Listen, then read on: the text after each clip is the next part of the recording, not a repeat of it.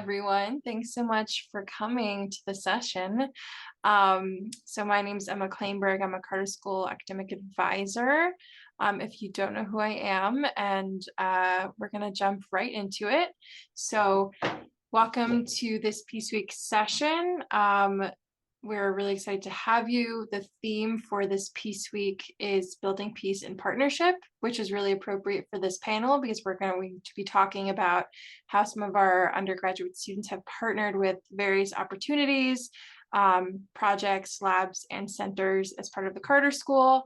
And they're going to talk about their experience and how any other interested students can get involved. So a couple things. We have panelists here representing many opportunities, but not all.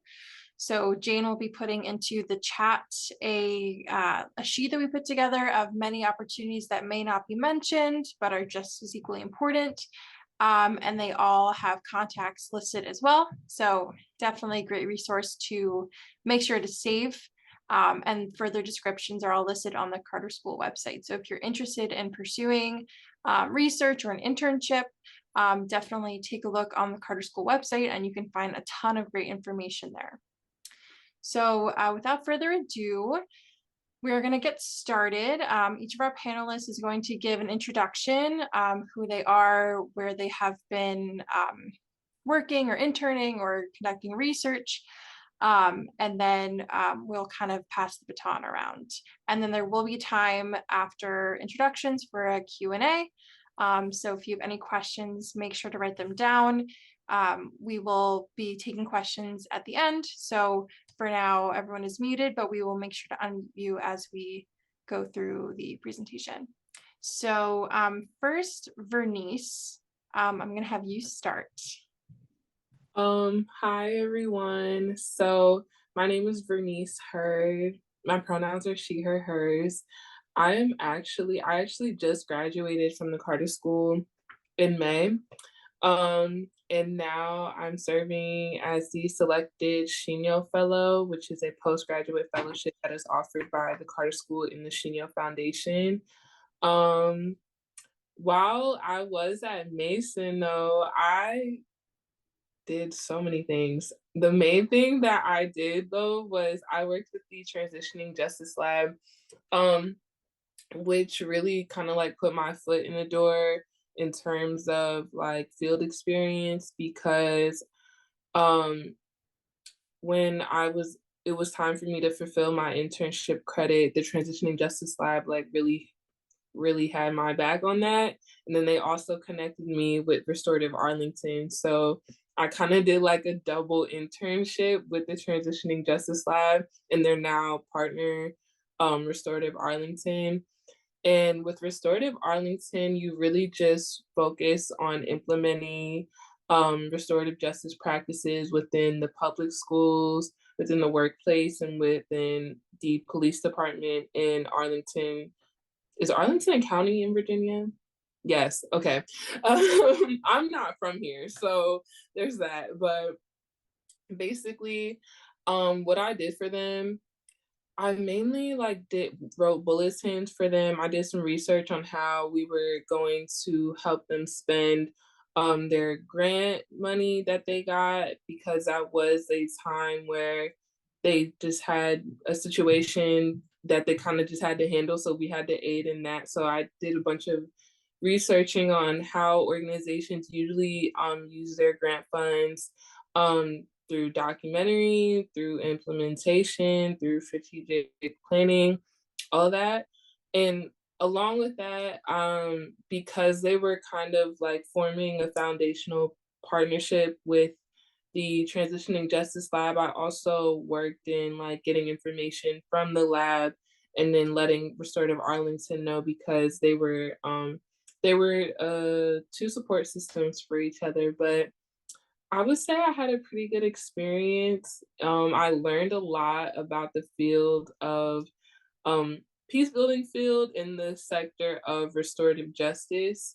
And I definitely think that it helped me hone in on my skills of like networking and maintaining that connection, because thanks to the Transitioning Justice Lab, which is supervised by two professors that I had multiple times.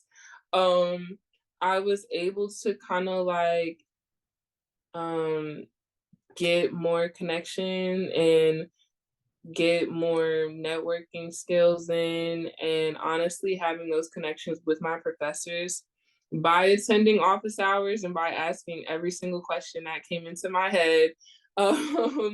I definitely was able to maintain that connection up until this day. I still work with the Transitioning Justice Lab, and we have an event coming up at about 6:30 that is talking about their partnership with Restorative Arlington. So if anybody's interested in attending that, please feel free. Please feel free. And so that is my whole spiel.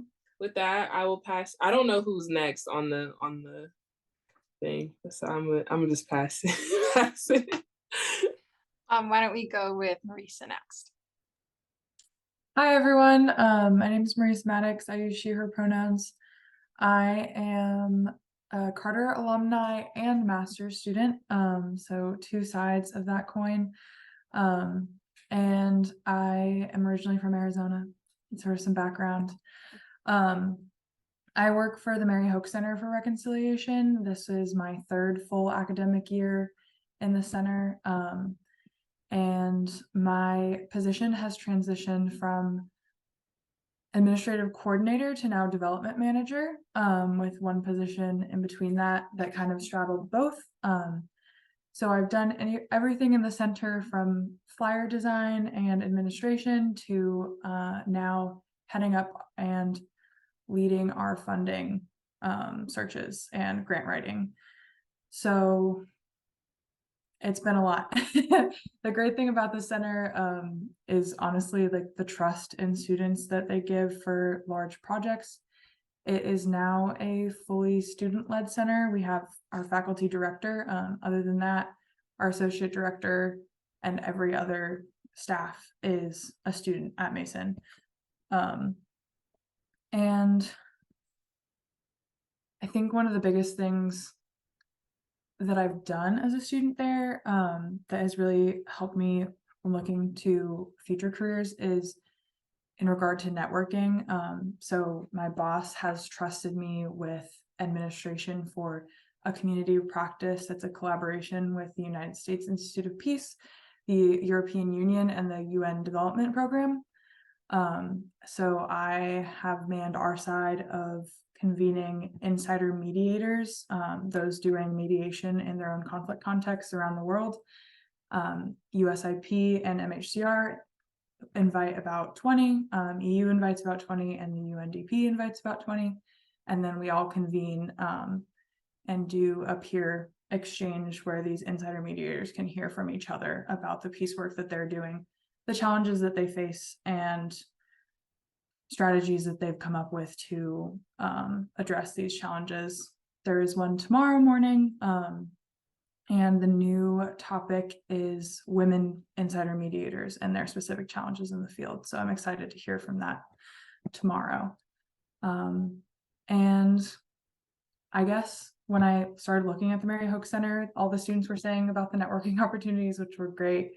The other thing that I've loved about the center is we're very well-being of students focused. Because we're a student-led team, we have check-ins on our mental health. How do we balance what we're doing in school with our work at the Mary Hoch Center, and how we can make those two things blend together for an overall well-rounded experience for our students. I think that's all I have for now, but there's much more I could say. Thank you. And now we'll jump over to Drew. Hey, I'm Drew Kolber. I'm a sophomore, and I had the incredible opportunity this last semester and sort of continuing into this year to intern with the Peace Engineering Lab under its manager, Kyle Eggers. And so the Peace Engineering Lab is one of Carter's peace labs, and its initiatives are divided into kind of three different kinds of project streams. And so my role was associated with Kyle's work in complexity-informed conflict resolution. And so when I started my internship, I guess my responsibilities, I guess, mainly consist of supporting Kyle and all of what he's working on, which is a lot of incredible narrative research. And so one of the things I worked on was supporting like the connection between the lab's efforts to like the undergraduate campus and providing a little bit of a bridge between grad work and undergraduate work, as well as assisting with the creation of a student engagement survey and just assisting projects that Kyle is undertaking, in part largely supporting his PhD research and now his dissertation. And this included working with SenseMaker technology, which is this incredible, innovative survey style research model and framework that allows narratives and stories to be assessed in a numerical way.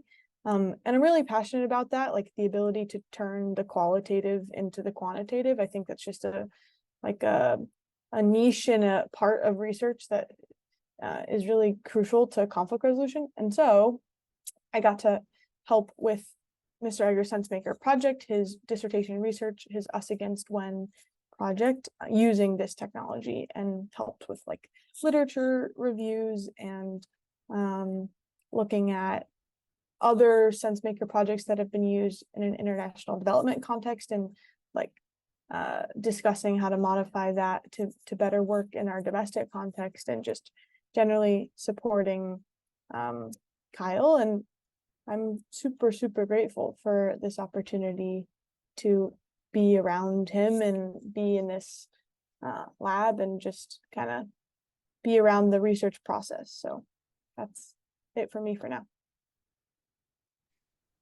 Thank you so much. And now we're going to hear from Nayeon. Hi, can you hear me?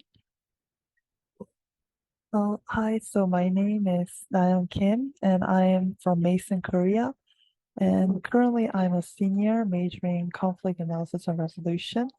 And today I wanted to talk about my experience in PAC Asia, which is also known as PACSC. And I worked as a research fellow when I was like 2021 to 2022 period.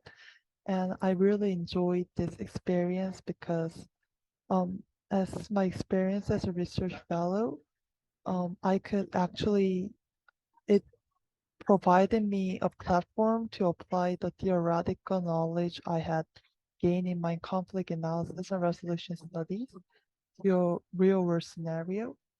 And I also lost interest in the conflict between the North Korea and South Korea, but there were lots of workshops that were engaging in the North Korean diaspora and contributing to peace building workshop. And it actually really gave me lots of help to like view their standpoints of the North Korean people. So yeah, even though it's like 2 years passed, I have lots of stories that I want to share today. So I'm so glad to be here. Thank you.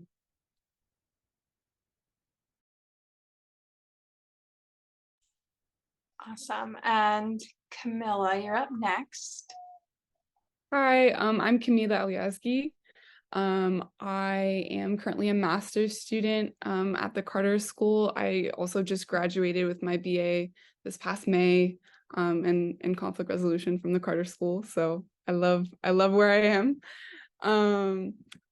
I spent the last semester of my undergrad, so this past semester, as a research assistant at the Better Evidence Project.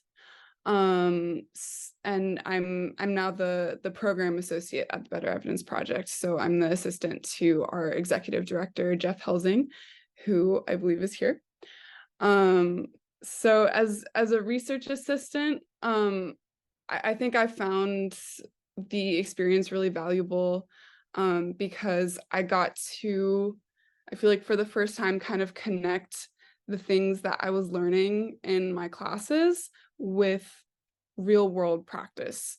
So the way that we describe what we're doing at the Better Evidence Project is we're curating a virtual resource library that presents evidence of peacemaking practice that has worked, and why, and then things that didn't work. And we want our library to be used by practitioners, policymakers, donors, basically anyone who's making decisions about kind of where to allocate their resources or what type of programs to get behind, and basing that on evidence of like this has really worked in other contexts. So as a research assistant, what I did was find resources to contribute to our library. So I was looking for resources that had, very clear theory of change, very clear, like, this is a program that we instituted, this is why it worked, or it worked or it didn't, and here's why. And then resources that were going into the library, I would write abstracts for. Now I kind of do a lot of everything. So I'm behind our social media, I'm making flyers, do a lot of like administrative tasks. I coordinate the team of research assistants, mixed bag of stuff. It's been really exciting work, and I look forward to answering any further questions that you'll have about the Better Evidence Project. And last but certainly not least, we have Hannah. Hi, my name is Hannah. I'm a fourth year student at Mason, and I'm an intern at the Narrative Peace Lab, the Narrative Transformation Lab, otherwise known as the TNT Lab. I usually call it TNT, so I usually don't say like the full name, but okay, so a little bit of background about me first. I'm a fourth year student majoring in conflict analysis and resolution, and I have a double concentration in building peace in divided societies and cross-cultural communication in conflict. So I took Jane's 314 class, and honestly, like, what really led me to my internship was networking and just like kind of getting out of my comfort zone and talking to professors and like making connections with people who are in positions that I'm interested in. And so through Professor Walker's 314 class, which is career developing, I was able to have a conversation with Audrey Williams, who is actually on call now. And she connected me and Solon Simmons, who is like the main professor at the TNT Lab. I had a conversation with Audrey and she was like, yeah, this is what I do. I think it's really cool. And I'm like, oh my God, narrative, like that is so cool. So I kind of like was drawn to culture, narratives, language, identity, self-expression, and like different patterns of communication, perception, and interpretation. So through Jane's class and networking, I kind of stumbled upon this Peace Lab, and like it was like wrapped up in a present, everything that I really was interested in. And I was able to get an internship there, so I was really lucky. I'm an undergraduate intern there, and I typically spend about 5 to 7 hours a week working, and I have two main responsibilities, which is the themography and the rabbit hole. So the themography is an open access curated narrative transformation glossary pertaining to different themes of narrative, which is like a lot of big words, but we basically do thematic coding and excerpting of theoretical narrative material.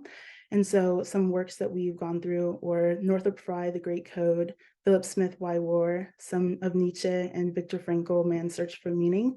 And they typically, like, we code for themes of story structure, narrative structure, genre, heroine story, hero story, those types of things. So like different narratives. And the themography gave me a lot of opportunity to train and flex my skill of thematic coding, which really helped with my future research because I am narrative, identity, communication focused. And the second responsibility was the rabbit hole, or is the rabbit hole. I'm just about done with it, about to be published. So look out for that. But anyways, it's a part of TNT's public scholarship initiative, and it's innovative exploratory research pertaining to narrative with diverse forms of media. So the rabbit hole that I'm working on is the narrative, like a deep dive into the different narratives purple holds pertaining to the identity we express through fashion. So like different narratives and social identities express like ourselves, and like it can manifest through our fashion physically. And so I'm curious what purple story is. When people wear purple, there's like different narratives that like hold, such as wealth, status, class, religion, spirituality, creativity, sexual orientation, and political orientation, or women's activism. And so the main question I'm asking in rabbit hole is, what story of purple are you sharing in your fashion? And so through the rabbit hole, it's really creative and allows me to kind of like put my research skills to the test, but in a creative outlet. And it's a great opportunity because I think I tend to focus like more analytical, like I've done like fashion research before with different class, but like I tend to focus on like, I don't know, like actual conflicts. So like it's kind of interesting to be able to kind of do some research relating to conflict, but like related to like a specific subtheme of narrative. So that was really interesting. Yeah, and other rabbit holes, which you guys should check out, which is on our website, is Bella Ciao. What started as a women's work song became a global resistance anthem. And it's basically how the narrative changes and applies to different resistant movements. And the other one that's published, it's really interesting, is the message and narrative behind a K-pop group G-Idol's song Nude, and how it impacts society through like the music video and the lyrics and the composition of the song. So yeah, some narrative, fun Peace Lab, yes. Thank you. So I'm going to ask one more question to the panel before we open up to the Q&A. And some of you touched upon this, but maybe you can further elaborate. Were there any, or name a particular task or project that you worked on that you found really valuable or that you really enjoyed doing? Just something that you worked on over your time.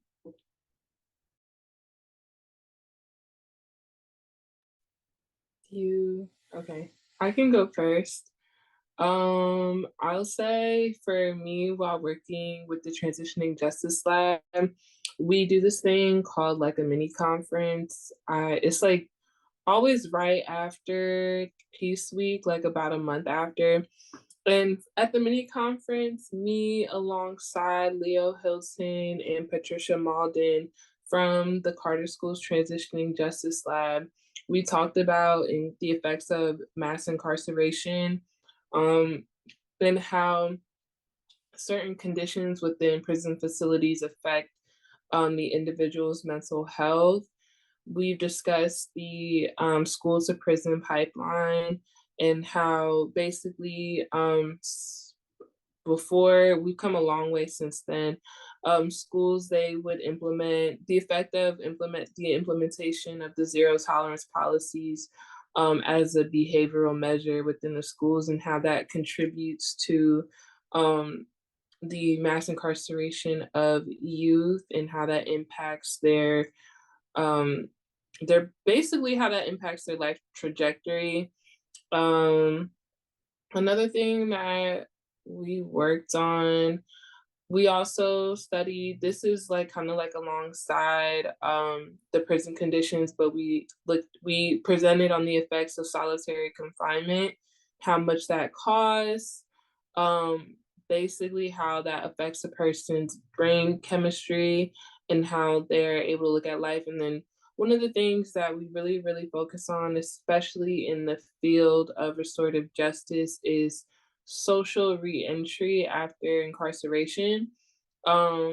We often talk about just how restorative justice can be used as a form of not forgiveness per se, not trying to say that everybody should be able to fix their problems and accept the person who has harmed them, but for self-forgiveness, basically talking about ways in which we can implement certain practices that emulate the forgiveness of yourself, even if that other person won't forgive you. Because one of the things that we have discussed in the Transitioning Justice Lab is how because that person is stigmatized and criminalized by systemically and socially, and even in their civil rights, that oftentimes induces recidivism. So in order to decrease recidivism, what we try to just talk about and implement is just always like, that personal development for that person who is on their way out of being incarcerated. And I don't know, I think I still have some of my presentations on that. I don't know, but what other responsibilities have we done? For Restorative Arlington, I found myself writing a lot of bulletins for them, just keeping everybody updated on what Restorative Arlington had in the works. I remember writing a lot about conferences that they had going on, different events and different meetings that they had coming up. And I will say from those tasks right there, it kind of taught me that a lot of internships are different. It's really a case by case situation. Not every internship is going to be the same internship. And there will definitely be times where it's like you feel this sense of, I have no idea what I'm doing, but it's like they told you to do it, so you really can't ask. You're just like, okay, well, I'm gonna figure it out. And I think one of the things that I learned, especially from working with Restorative Arlington, because I did not know them like I knew my professors and my colleagues in the Transitioning Justice Lab, was just that, like, you can try your best. That's the first thing you can do, but always be open to asking for help and asking for clarification, because I know how easy it can get to be a perfectionist and be like, I can do this.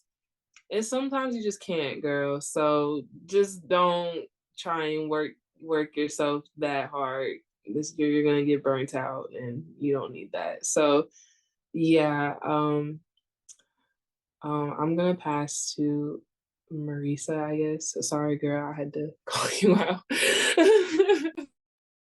I am open to going in the same order, if that's okay with you, Emma. Yeah. Okay.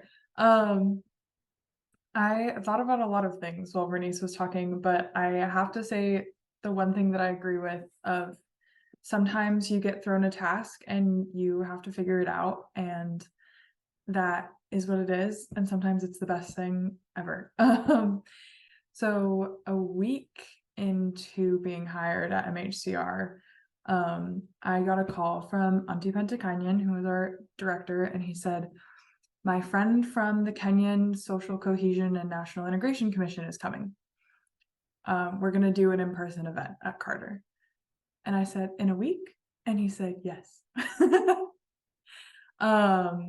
And so within that week, me and another Carter alumni and master's student who's also still working at MHCR, Hannah Adamson, pulled together an in-person event in a week. At the same time, she was onboarding me to do the tasks that she had done before, and she was moving on to other things, and I was being hired to do what she had done before.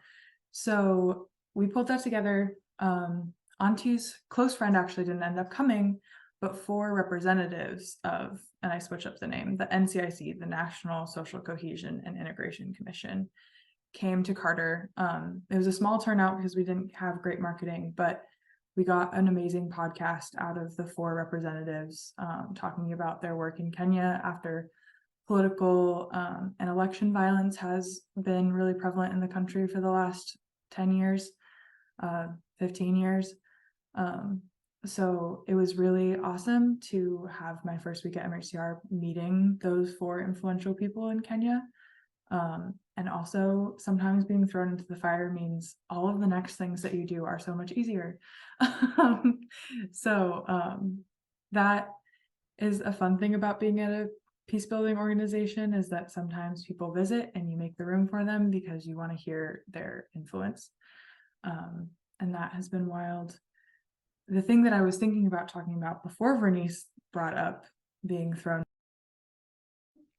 something that you have to adjust for, is that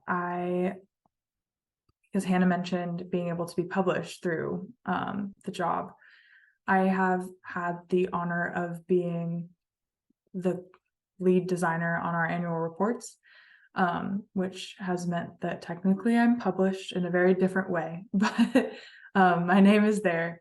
But the great thing is that annual reports are something that all nonprofits do, and the process is long and tedious, but also very interesting, and you get to do a deep dive on what your organization does.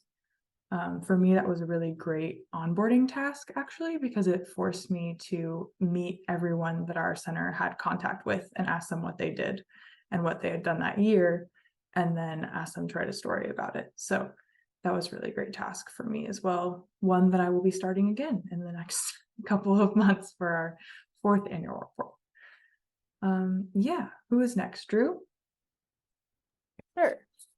In thinking about kind of all the cool opportunities I got to be part of with the Peace Engineering Lab, something that really comes to mind is when I got to sit in and sort of take notes on Kyle's revisionary workshop with his research partners at the Horizons Project, and then ultimately aiding in his presentation of his preliminary findings for his research at Alliance for Peace Building's PeaceCon in the 2023 convention. And so at that revisionary workshop, I had the opportunity to listen to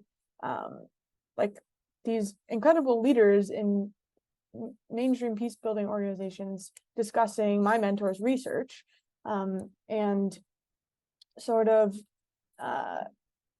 listening to the paths forward that they thought were best for the project, and hearing Kyle present his research and sort of the, like I mentioned, preliminary findings of it all, and being able to sit in that context with those people and learn from them was so valuable, and a situation I never would have been put in if I hadn't been connected to him and to the org.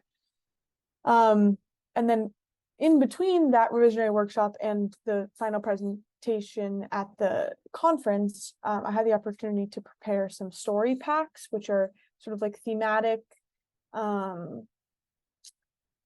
sets of different narratives collected through the SenseMaker technology, centered around certain points of interest. So Kyle was interested in connections between different answers people gave. So one of the cool things about SenseMaker is participants self-evaluate their own answers, which is sort of like auto-ethnography in a way. So it was really valuable to see which combinations of factors that people identified matched with others. And so I helped prepare these sort of conglomerates of those narratives that were then used during the presentation. So it helped me really engage with the research, with participants' responses, because I wouldn't necessarily have gotten to look at the full data set unless that was a task that I was asked to do, and also just be part of the process. So getting to see his process from early creation of the survey to seeing the participants what they provided and the results, and then discussing it with his partners and getting to see it presented. It was so cool to see and valuable to be a part of, and to see the whole kind of academic research process. So I was super grateful for that.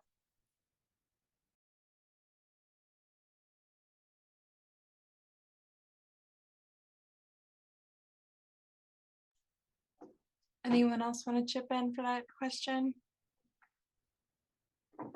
I can pitch in unless Nayeon wants to go first. I think you were next in line. I can go next. Okay. I didn't know if you wanted to. Yeah. Thank you. So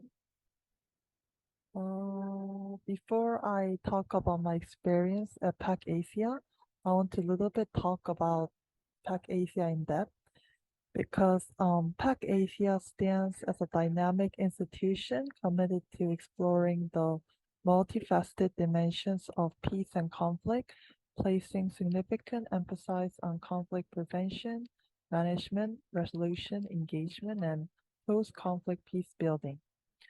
Nestled in the vibrant international and multicultural hub of Songdo, South Korea, PAC Asia serves as a melting pot of diverse ideas and perspectives.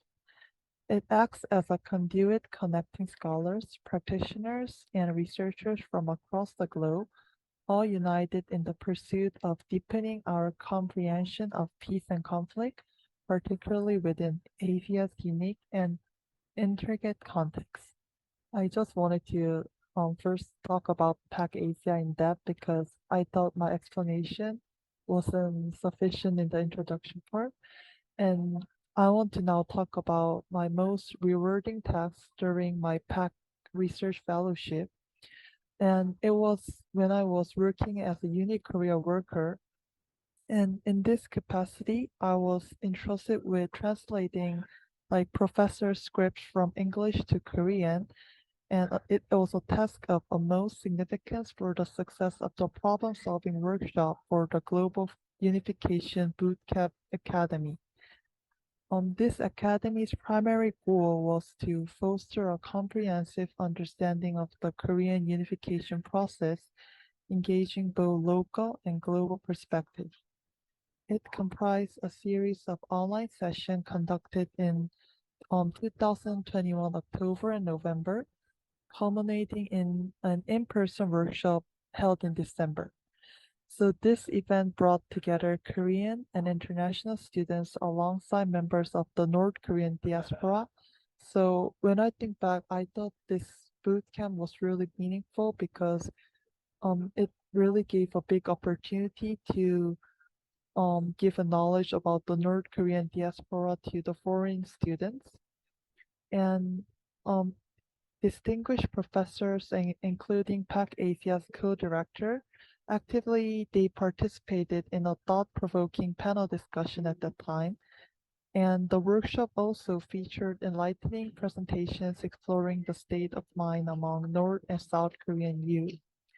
So the event concluded with a stimulating panel discussion featuring the participant of the online training session and a recognition ceremony to honor workshop contributors. So in a sense, my tenure at PAC Asia was a transformative journey encompassing personal and academic growth, cultural enrichment, and meaningful experiences at the intersection of theory and practice. So the center's unwavering commitment to promoting understanding and advancing peace through multidisciplinary approaches continues to inspire my future endeavors in the field of peace and conflict resolution. And Kamila can go next. Okay. It's gonna sound like I'm going on a tangent, but I promise I have a point. So when I was still in high school, I think I was in 11th grade, I participated in the Conflict Resolution Youth Summit that the Carter School held every summer.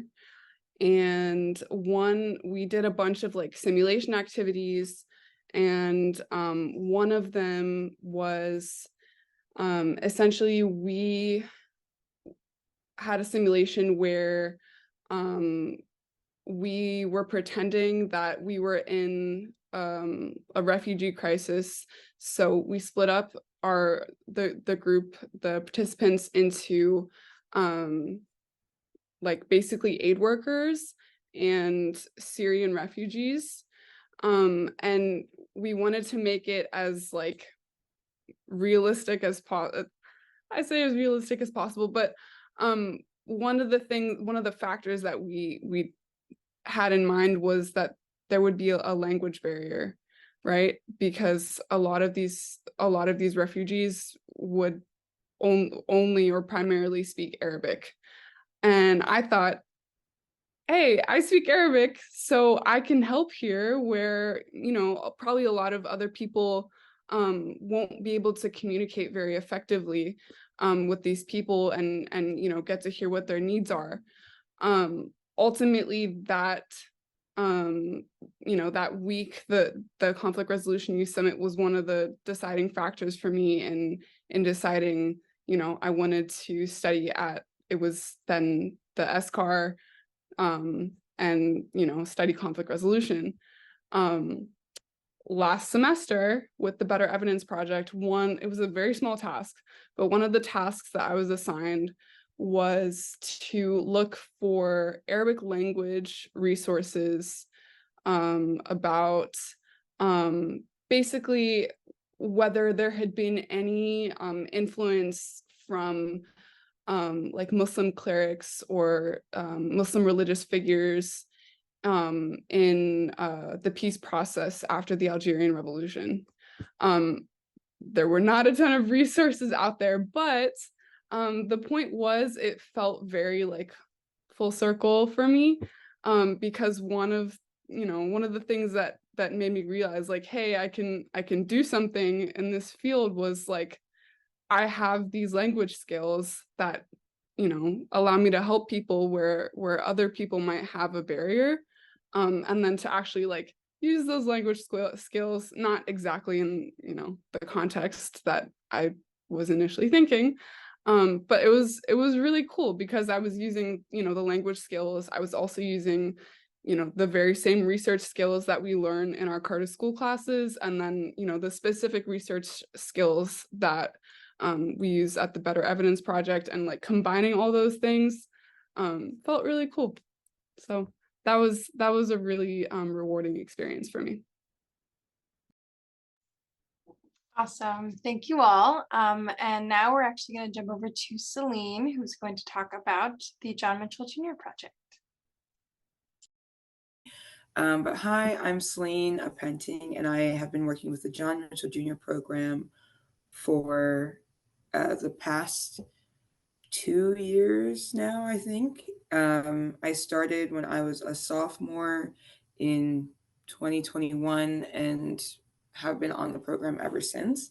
John Mitchell Jr. is focused on digitizing history and conducting and cultivating oral history projects so that we can remember a lot of the history that's currently dying out, simply due to old age of the people who actually experienced it. So most recently, some of our projects are working with families like Emmett Till's family. We just started working with them about a month ago.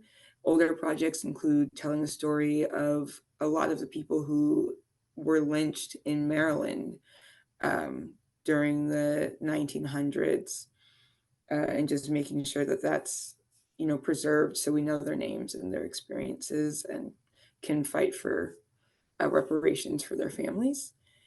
So most recently, I have been focusing on the coordination of the program, so making sure that we have all of the resources that we need, in addition to strategizing our trips and travel to various states and other countries, whether that's to meet with partners or talk at conferences. And then I also have been working in Salisbury on more of the activist side of what we do, which includes creating a truth commission that, you know, if all goes well, would recommend policies to the mayor of Salisbury to address a lot of the racial segregation and de facto discriminatory issues that are going on in the city. So yeah, that's the work that I've been doing. It's very interesting. I really love it. I got involved with Dr. Chavis, who's the founder and director of the program. When I took his class, he was teaching Conflict 302, which is the culture conflict course.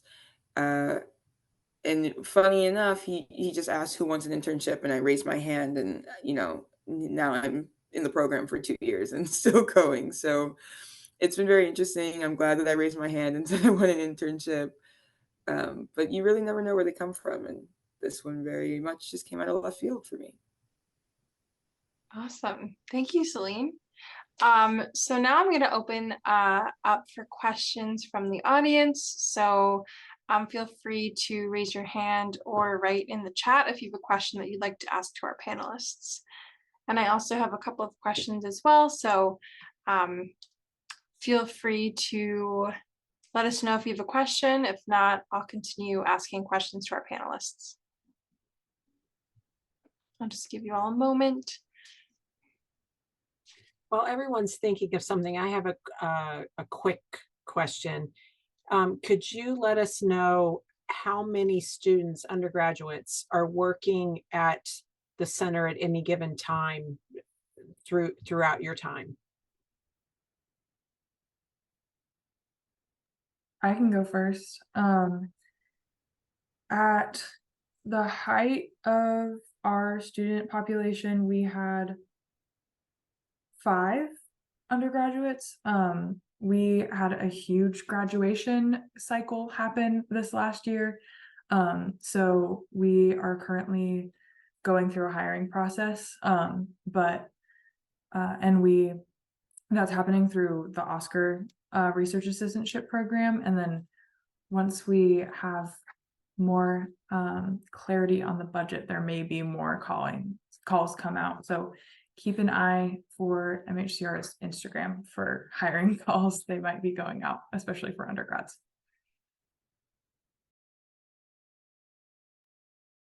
I'll jump in as well. Right now we have kind of a mix of undergraduate and graduate research assistants. I would say we have around 5 undergrads right now, but we are also hiring. So if anyone is interested in working with the Better Evidence Project, or if you know someone who might be interested, send them our way. We have open opportunities. I can chime in too. We have like typically 3 interns, but TNT, the Narrative Transformation Lab, is pretty new and up and coming. So like, we're join if you want. We can need the help, so. I would say same with the Transitioning Justice Lab. Like, feel free to just reach out to Susan Hirsch or Patricia Malden, and they will be more than happy to answer any questions that you have. Or if you have any questions for me specifically, I could always just help, get connected. So, because we're always taking on like new students and they're always taking on new interns. So, yeah. For the John Mitchell Jr. program, we have about 10 students per semester, so actually a pretty big cohort. And they rotate out through whatever internship program we're doing. So this past summer we worked with STIP, which is a student internship program through Oscar. So every student got paid, which is really nice. And for the summer, you actually got paid. I think it was like $5,000 per student. So it was a pretty good deal. And then we've brought on at least 5 or 6 of those students part-time. So they are working with us continuously throughout the year, and we're looking at having more students. So we are growing pretty quickly and hoping to continue that growth. So if you're interested, put a message in the chat, let me know. All right, so we have a question in the chat from Audrey. So what is one major thing from your work at the Carter School that you hope will help you in your future careers? I can go first. So because the Carter School is so small, and that's actually not a bad thing. It is the easiest to network in. I will tell you right now, I've met probably everybody on this panel at least once. Me and Merisa are well acquainted because we've like been through everything together. We've had our freshman year conflict 101 with each other, and Doug, I don't know if we took that with each other, but I just know I still remember the professor I took my first conflict class with, and it was Doug Irvin Erickson. Greatest professor ever. He will like always write you a letter of recommendation. everybody in here has probably taken him at least one time, once or twice. What else? And I'm still connected with like so many other people from that class because we also have done like a couple of fellowships together.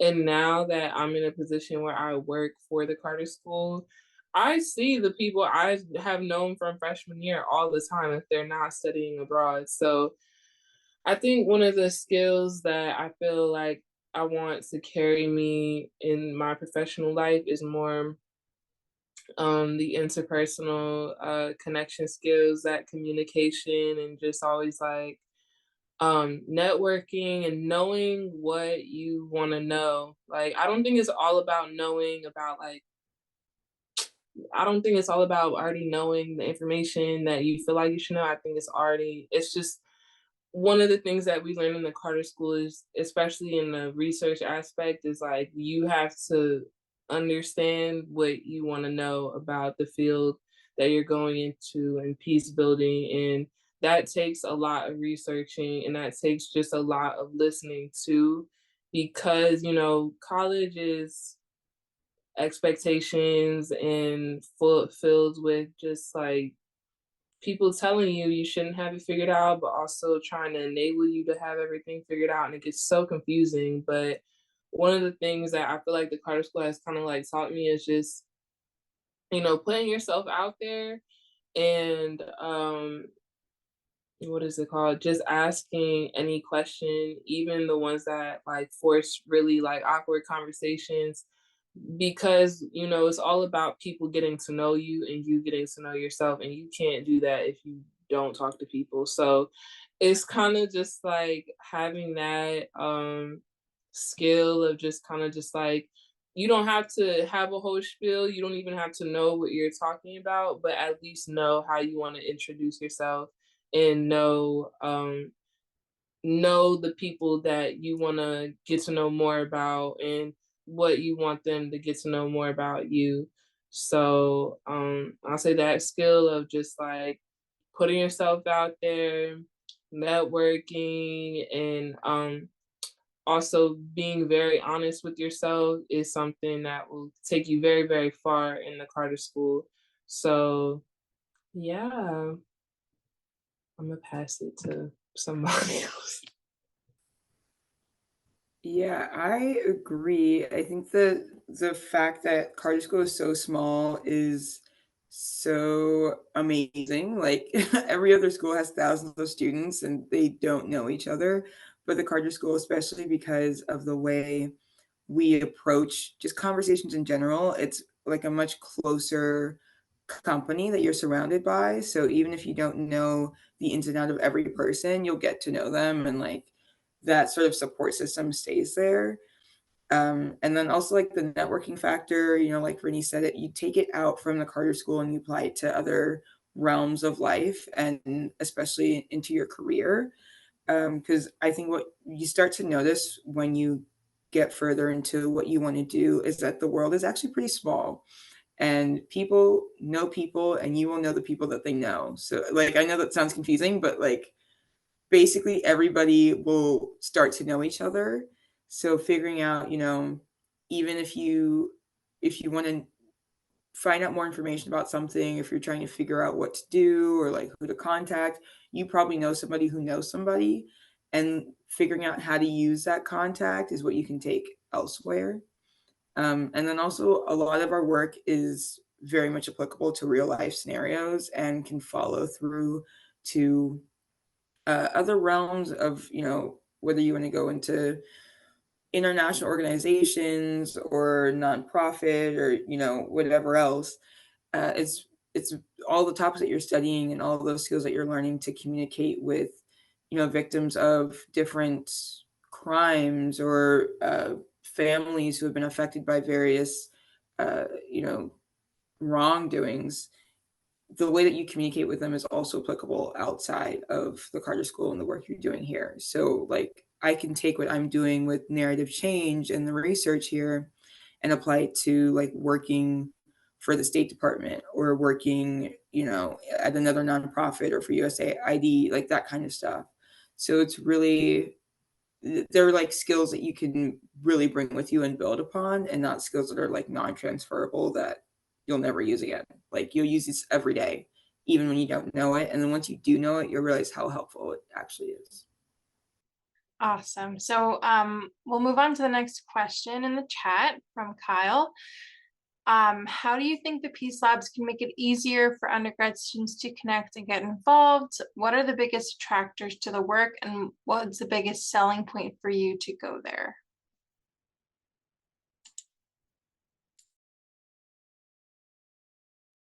I'm happy to answer, but if anyone from other Peace Labs wants to share first, that'd be awesome.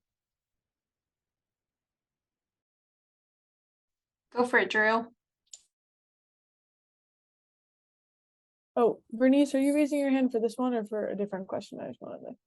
I was raising my hand for this one, but Get after the it, way get after it. the thing is, I was gonna say what you just say and say if Oh. anybody wanted to go first, they can. So if you already called dibs, girl. So Oh just, man, okay. Gosh, I guess I got lucky in terms of how I connected with Kyle in the Peace Engineering Lab, because I had done some stuff with SenseMaker in high school and like was familiar with the technology and was just wanted to go deeper, and also was really inspired to understand like what the process from like what it means to become a scholar practitioner and to learn like the PhD process and research process. So I just was excited to be around. I specifically fit very well with what the Peace Engineering Lab needed at the time and what I was hoping to get out of that sort of internship. Generally though, I think something that has been revealed is there's an incredible connection between Mason's graduate and undergraduate experience, in the sense that there's so many of us who go on to do like either accelerated masters or masters. Like I think that there's definitely a higher percentage than usual, I think, of students who stay. But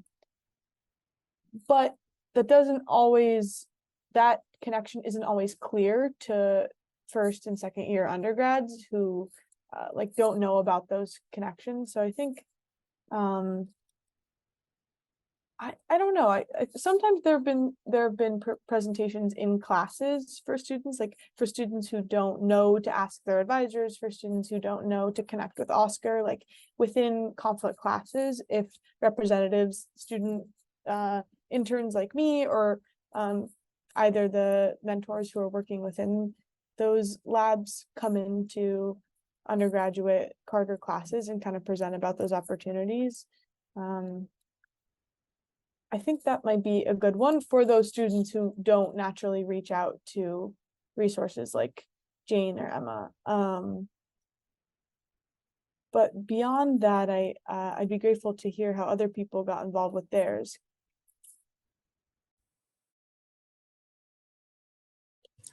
I was gonna say, I got connected with the Transitioning Justice Lab. I don't even know how, but I just know that I took a class with Patricia. I took a class on incarceration with Patricia Malden, and then like I got invited to join the Transitioning Justice Lab. And what got me into it was that I think what happened was that I went to this event that talked about incarceration, because it was promoted by Patricia. I think that's what happened. And it was a documentary that talked about the importance of incarceration inside of prisons and how that actually helps rehabilitate. That it's like I don't know, it's like a catalyst for rehabilitating the person's mind upon reentry. And then after that, like, I got connected with the Transitioning Justice Lab because I heard that Leo Hilton, who is currently incarcerated in the Maine State Prison, and pursuing his PhD, I believe, in like something crazy. But he is like pursuing his PhD from the inside, but he is like a full functioning, like transitioning justice lab member. Like he promotes every single event. He hosts his own events. There was a period, Brandon Brown was also in there. But Leo, I just know Leo, he would just like keep going, and he always had like something good to say about anything. So that's kind of what got me in there. And I did that. Like, I was a full-time student while in the lab.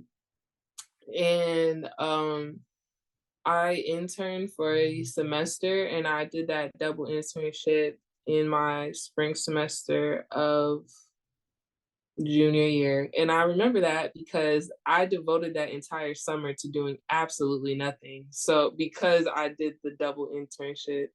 So yeah, I would say like in terms of like how I think that labs can make it easier for students to connect is just keep talking about it and like keep presenting on it like in their classes.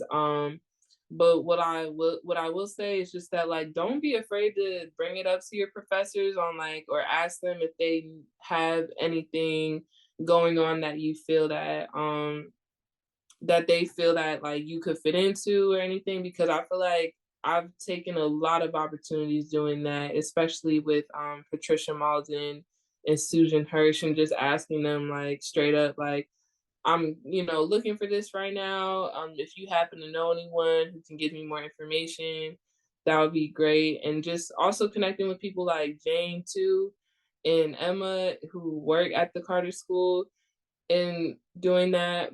And they could definitely give you resources to different labs and different things that's going on. So yeah, Leo is getting his PhD through the Carter School. So yeah, I think that it's really kind of like what's that one saying where it takes two people?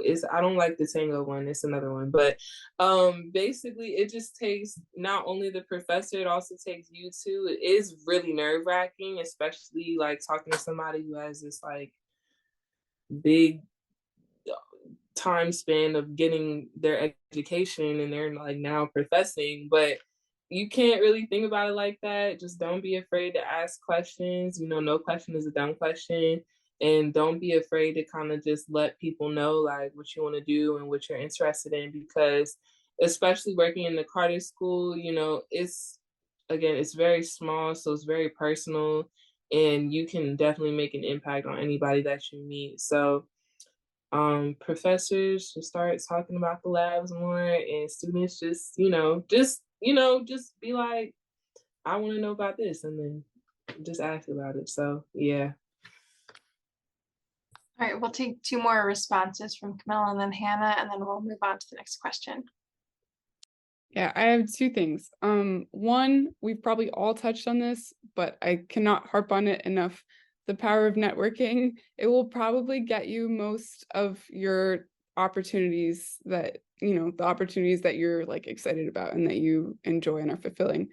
I got involved in the Better Evidence Project because I had, routine advising meeting with Jane, and I said, I really need an internship because I'm going into my last semester and I haven't had one yet. And she suggested the Better Evidence Project. She said they're hiring. So, I wrote a statement of interest and sent my letter. I sent my resume and, applied, and it's been amazing. The other thing I would say is, don't be afraid of like cold calling, cold emailing people. If you see work that is interesting to you, you don't have to know somebody to like reach out to them. Just reach out and say, hey, I think you're doing really cool work. Can I talk to you about what you do? And that has also led to, other opportunities for me. I'm doing an internship right now, another one, and it's been amazing. And it's all because I saw someone who was doing work that was interesting to me. And I said, hey, can I talk to you about what you do? Don't be afraid of doing that. It will lead you in good It will lead you to good opportunities. Yeah, those are my two things.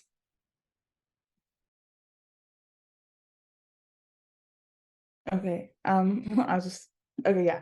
So yes, networking is super important. And honestly, like that's how I got it. And I got really lucky too, because like I was in a class and one of the alumni panelists was the manager for my now internship. And then like a week later, Jane's class was like, like set up a meeting with somebody that you're like interested in talking about. And then I got that meeting. And then the next week after that, Celine Simmons, which is like the head of the internship, came into Jane's class. And so I was like, okay, I was like, okay, so then like, can I please like, can we figure this out? Like, I would love to be a part of this. And so that's how I got involved. But another I guess like interpretation of that question that was my first interpretation about like how undergraduates can get connected and involved. The TNT is one of their goals and aims is to be a resource hub or like a hub, but more specifically a resource as well for quite literally anybody, but like it really applies to Carter School students because we talk about peace and conflict, and a lot of the times like it's inherently interconnected to narratives. Like I don't like you'll learn that from day one. Like nothing is absent of narrative and story. And so like TNT has the opportunity to provide a tool for students or just people who are more interested in narrative work and narrative transformation work through the aforementioned projects that I had said, through Rabbit Hole and the narrative demography. And even like we've all been there where we have like long books that we don't want to like read, but it's a classic, so you should read it. But like maybe you just really want to know something about like story structure or violence or something like that, then like you can like the narrative demography is meant to be a tool where you can read different excerpts of different people's understanding of what that theme is pertaining to narrative. And like it can oftentimes be like the goal of that just to like find different like perspectives and understandings, but furthermore you can like jump off of that and use that as like your first base and like figure out like who said that, then read that book and then find other citations and stuff like that. So so TNT has like the opportunity to be a tool to get students connected and involved and help them too. Anyways, yeah, I love TNT Lab. All right, thanks. Thanks everyone for answering that question. Hazem, I see your question is next. I did write down your name so we can get you connected with the right people. If anyone here is working on a project surrounding the Syrian conflict, please feel free to connect over the chat in the Zoom. And now Elle's question. How long was your opportunity? And I'll have maybe everyone answer this question. How long was your opportunity? How many hours did you commit? And were you a full-time student? How did you manage your time? I can go first. So as like I said at the beginning, I've been at MHCR for 2 full years now, going into my 3rd year. Our contracts are in semesters, so it means that you get to talk about whether you want to continue with your current position, if you want to try new opportunities at the center, or if you're done. Like that is always an every semester conversation, which I think lends really well to the student schedule and how crazy our lives can get very quickly. I have worked anywhere from 20 hours a week when I first started to 5 hours a week when I was abroad in Germany, which is also great because the flexibility of the Center for Students has been great. And I know that is usually true across Carter School centers and labs, to be flexible because we are at the Carter School and our education comes first, not the job. I have always been a full-time student doing it, and the biggest thing for me with time management on my own side has been blocking my time. So at least all the morning or sometimes all of the day, I would try to do as many hours for like MHCR, and then the next day would be a class day, and then it'd be an MHCR day, or that morning would be an MHCR and the evening would be class. That meant that I wasn't like chasing work meetings and then running to class and then chasing another work meeting. Sometimes it still happened, but it meant for as much as I could control, my brain could focus. And then I think that for me, at least, that helped with my productivity. I wasn't trying to switch between tasks too often. Yeah, I think, and then on the center side, I think one of the biggest things that's a great learning opportunity when you work for something in the Carter School who prioritizes us as students is to learn to have those transparent conversations with whoever is like your supervisor or even just your peers that you're working with in a lab. Just to say like, hey, it is midterm time. Like, can we do something less this week? Or like, say for us at MHCR, we don't have team meetings this week because it's Peace Week and we want to be able to go to all of our events. So having those conversations with your supervisors, especially when you're in like kind of an incubator place at the Carter School, is always a good thing to do.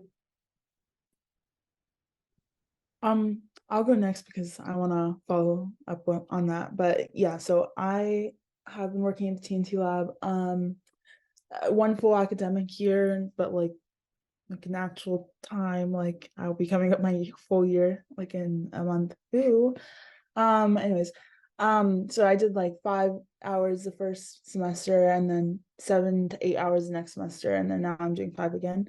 And that's something that's like pretty flexible, like yeah, like to add on to what Merisa is saying, like, oh, and I was a full-time student doing that. But yeah, like I'm speaking for like TNT lab, but not because Merisa said I'm sure all peace labs. But yeah, the TNT lab is super flexible, and like Audrey and Solon are really like considerate of your time and like your responsibilities as a student. And there's been multiple times like I think almost like every single meeting they're like, and tell me if you need like more work to fill your hours or less work, or if it's too much, or if you need to like do more hours in 1 week and less hours for next week because of school, like just let me know. So it's very open, you know, like open communication, and they're pretty flexible too. Like I've had to express a few times where I've had difficulty in communication or like didn't follow through for a task or something like that, and they were like, I understand. Like and actually it's pretty funny because one time I was doing a paper and I couldn't like work as much on like an excerpt or something like that, and I had emailed Audrey. I was like, I'm doing Rothbard's paper, and she was like, I'm also doing Rothbard's paper. I was like, okay, thank you. So but she's master's, or you know, she's in higher education, so it's not like not the same class obviously, but anyways, yeah, so flexible, open communication.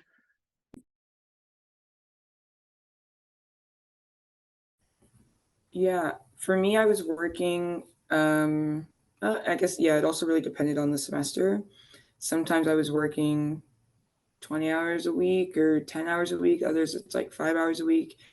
Mine was really dependent on the amount of work that needed to be done, and less so on like just how much availability I had to give to the organization. So a lot of times my work could be done in a couple of hours. But over the summer, we were traveling to other states or traveling to other countries. So that work is more like, 24/7 because you're on a work trip. I didn't work over the summer, but throughout the semesters, I've been a full-time student. And I've usually had other things going on, like been a part of other organizations, like been, president of other organizations, or like in leadership and stuff like that. I've had other part-time jobs.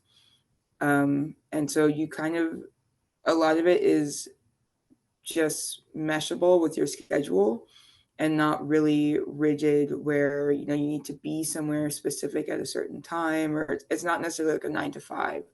So I think a lot of programs are like that with the Carter School, where you can manage your hours in a way that worked really well for you. And even if you're collaborating with other people, if you're managing it differently, it'll still work. because we have a pretty big team and we're not always working the same hours or doing the same project. So yeah, I think it's pretty manageable. Anybody else want to share for that question? Did everybody go? I can share. So in terms of time management,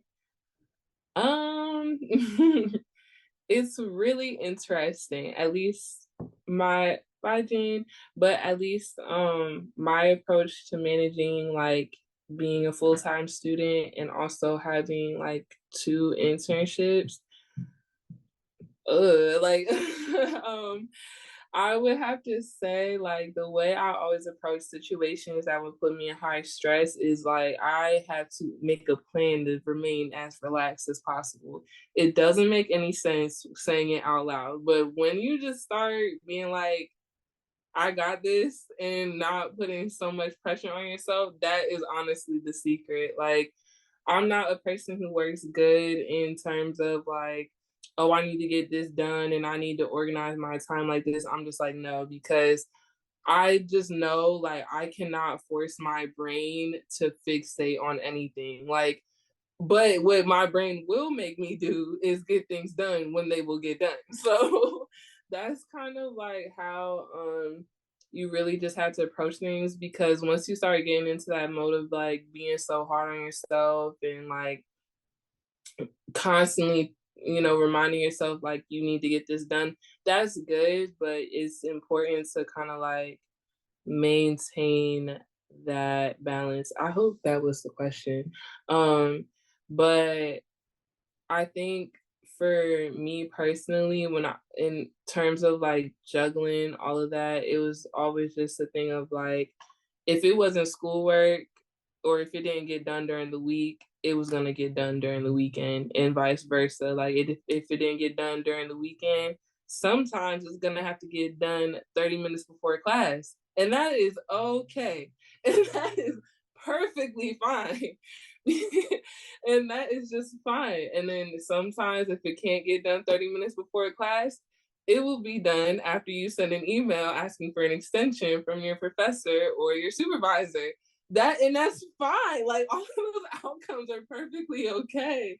So I'd say, like, since anybody looking to like intern and is a little worried about how much time it's going to take out of your schedule, if you have that minimum where it's like probably like at least a 10-hour minimum, those people who are supervising your internship, they will let you split that 10 hours into a 2-day 5-hour shift. Like, it's not that serious. Or it could just be a 5-day 2-hour shift. It's not like, don't get, it's fine. Like, it's fine.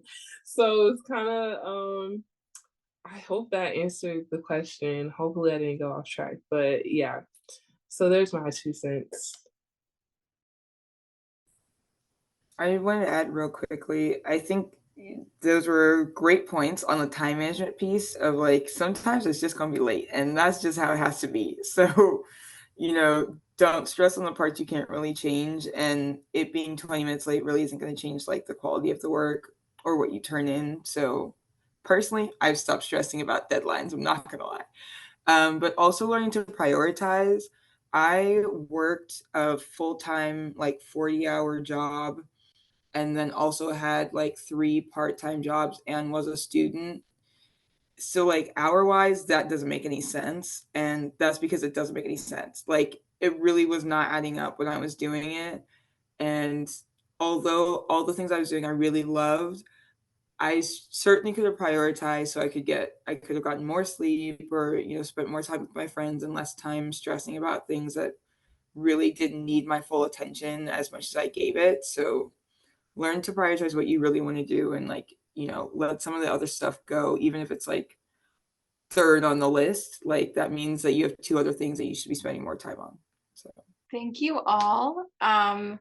With 8 minutes left, I wanted to just go around really quick and see if anyone has any closing pieces of advice, anything that we didn't mention today that you just want to close with, or anything you just want to make sure that the audience knows before we sign off. And thank you again to all of our panelists for being here. Thank you to our audience. We've taken the whole time, which is awesome. Lots of great content here, and I just really appreciate everyone's time. I wanted to add on something real quick about the time management thing, because I think it was about a year ago since I've heard this, and I just think it's so smart. And I don't know why my brain doesn't think that way. But I'm also like Vernice, where I can't get my mind to like focus on things just like, oh my gosh, now I need to focus on this class. Like I have to like transition into it. But somebody had said like schedule like break time or rest time, and I can always get my mind to focus on like breaks. So like I started doing that, and that was really helpful. So I like had designated times where I was like, okay, I'm gonna have a break here, I'm gonna eat breakfast, or I'm gonna like eat lunch, or like, take a walk or something like that. And that kind of helped me to manage it. But yeah, yes, walks really help. It's so much fun. I say my last piece of advice, celebrate your wins too. Don't do too much, but just do enough that that lets you know that you're stronger than what you think.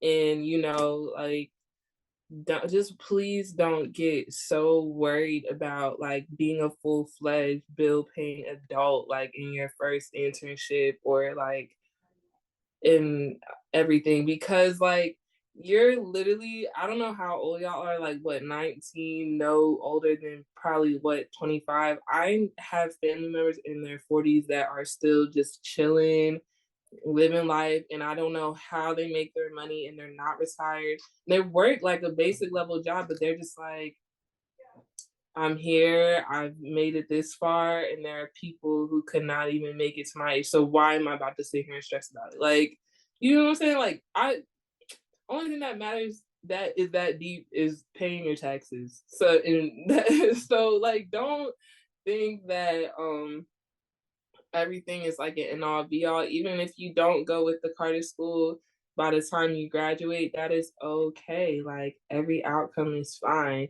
And just don't let anybody else define your life path. Like, that is your job and your job only. So those are my final words. So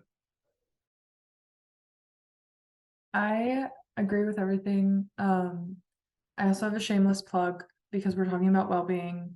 MHCR, I am moderating a psychological first aid for emerging practitioners. It's for students. We're doing a workshop on how to talk about healing when mental health has gone off, and then also preventing dips in mental health and taking care of yourself before things happen. So that is tomorrow at 10:30, and you should come if you can. And yeah, prioritizing well-being is always the win. Taking time out of whatever is happening right now to prioritize how you're going to feel is always going to pay off later, more than finishing that paper, more than finishing that report for work. And yeah, I think and it's doing an internship, whether it's at the Carter School or another place. An internship is a great place to practice work boundaries and enforcing those things. So start early. Yeah, I will second and third that about well-being. I think I'm definitely prone to, trying to do everything. It's not healthy or sustainable. If you think about like, being a part of a family, you have to take care of yourself before you can take care of anyone else. And if you're not doing okay yourself, you won't be able to take care of anyone else. I think a lot of us have chosen this field because we want to help others, but I think it's just really important to keep in mind that you will not be able to help anyone else if you're not doing okay yourself. So prioritize your own well-being and everything else will follow.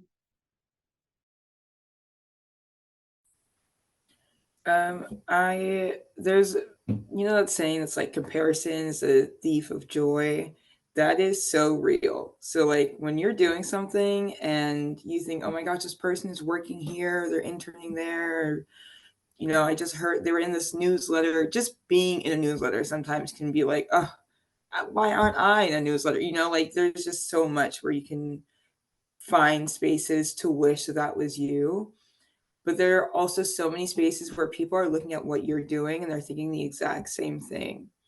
And there's a lot that you're going to do where like right now you could look back on it and be like, that was actually so crazy that I was doing that at like 20 or 25 or 30 or 40, whatever, you know, age you are. And that could be right now or that could be later. So like for me, a lot of the work that I've been doing was really interesting, but it felt like it wasn't enough. And then the name recognition of some of the stuff that we were doing, I was like, oh wow, like our program actually is really serious and people are taking us seriously, and like this is, you know, good enough and what we're doing is really impactful. And that then it became enough. And I wish beforehand I had found that what I was doing important enough for it to matter to me in its own right, and not because other people started to take it more seriously. So I think once you start taking your work seriously and you realize that it's what you want to do and it's where you want to be, at least for right now, for the next month, for the next year, however long you're there, you will be able to find joy in it. But if you let other people's perceptions of that and you let their opinion of what you're doing, whether they think it's not serious enough or too small time or whatever else, take that joy away from you, from the passion that you have for your project, it will never be good enough for you. So don't compare yourself. Don't think about what other people are doing. Think about what you're doing. And I've also found that if I can help one person, if I can help one family, then that's good enough. And it doesn't need to help the whole world for it to make a difference. That one family could just be them, or it could cause a butterfly effect. You never know. So just be happy with what you're doing and take that in and celebrate the goodness that you can bring to the world by, you know, using your conflict analysis skills and the Carter School. That was a really like well put, and I know we're almost done, but I just want to add this one little bit, and it bounces off what everyone's been saying. But like something that really like helped me with my journey was like and also something that I've been struggling with is like trying to define myself and who I am and what I'm doing and the work that I want to do. And like it's good to have like a general like path and understanding, but like you don't want to like define yourself and like spoil it in a way for you. It's like not knocking on wood. That's how my mind thinks, but like just let like opportunities come to you, like open the door. Like that's not what I'm trying to say, but you know, like if a door appears, open it. Like just be free and open to it, and you never know where it'll take you, because oftentimes the universe is trying to like, you know, place you somewhere good. So don't like define yourself and limit yourself. Just be open to the opportunities and network. All right. Well, thank you all so much. We're now out of time, but again, I really appreciate you being here. This has been really, really awesome. I hope everyone got something out of it, including the panelists, hopefully learning something new. So thank you again for coming. And I hope you all have a great rest of your evening. Make sure to attend Peace Week events for the next 3 days. Thank you so much.